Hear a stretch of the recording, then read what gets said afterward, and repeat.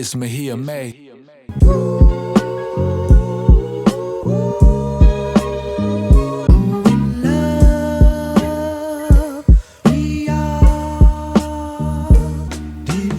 It's easy to waste time looking for drums when you lack direction. It's your boy Mahia Made, and by the end of this video, you'll see how a sample can guide your drum selection process, making it so much easier to choose the right drum sounds. Okay, y'all, so before we get started with the breakdown, I quickly just want to go over this Alchemist technique.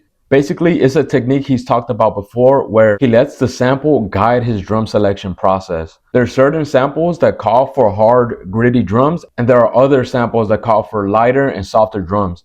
So I'm gonna quickly play the sample that I chopped, and let's take a listen to what it sounds like.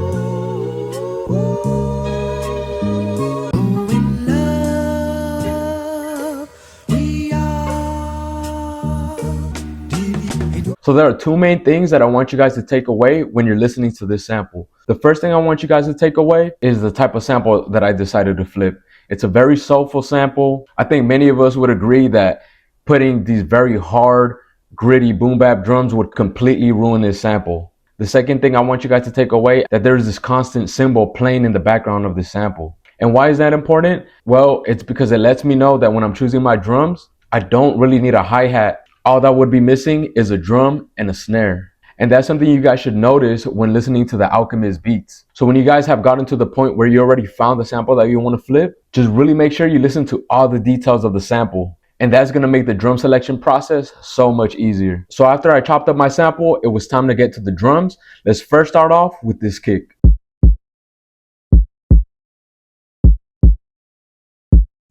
Choosing the right kick was very important for this beat because I didn't want something that was just too intrusive. So choosing the right kick was only half of the drum selection process. Now it was time to choose the right snare. Once again, because the sample made it so much easier to find what type of kick I wanted to use, now I had my kick as a reference to choose the type of snare to use. So with that in mind, I chose this snare.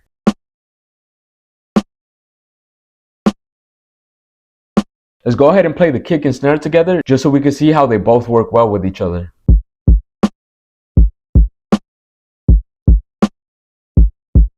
And that was pretty much it for my drums. Like I said, the sample already had a cymbal going throughout the whole sample. So adding a hi-hat would have just been doing too much for this beat. That's why you always want to let your sample guide your drum selection process. So now that we got the sample and drums out the way, let's quickly dive into the effects. So we'll first start off with the effects I added for the sample. The first thing I added is this C6 compressor. I'm only using this to duck out some of that bottom end so that the kick can really cut through the mix. The next thing I did is add this fruity parametric EQ too. I decided to boost some of that low end from the sample over at 81 Hertz, and I boosted it by about 3.5 decibels.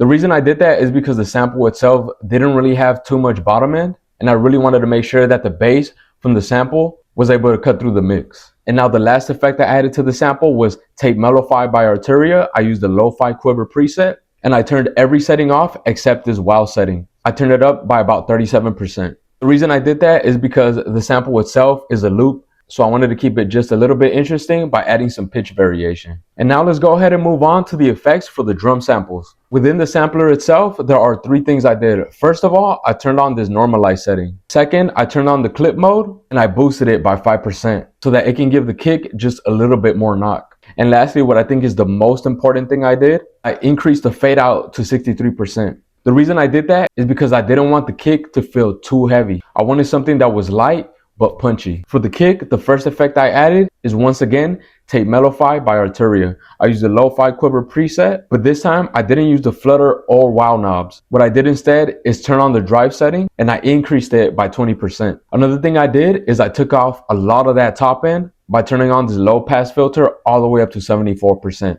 Let's quickly turn the Tape Mellowify and the parametric EQ off just so we can hear what the kick originally sounded like.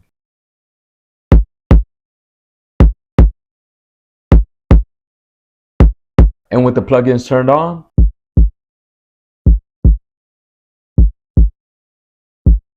as y'all can see, it's a big night and day difference. If I were to leave the kick just as it was, it just wouldn't have fit with the sample. it would have been way too bright and it would have thrown the beat off. Now let's move on to the effects for the snare. I only added one plugin, and that's RC20 Retro Color. I used the Vinyl 1 preset, and I decided to only use wobble, distort, and magnetic.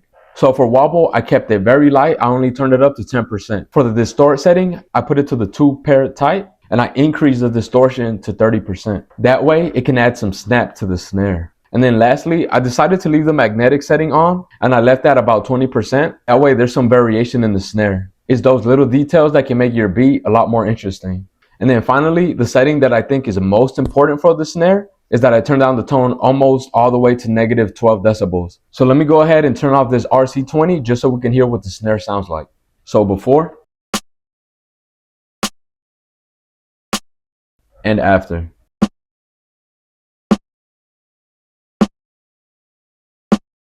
So as y'all can see, that tone knob really did a lot for the snare. If I had it turned off, it would have just stood out way too much for this beat. And even though the kick was right, the snare would have thrown off the whole feel. So that was it for this breakdown. I'm gonna go ahead and play the beat in full just so we can hear everything in context.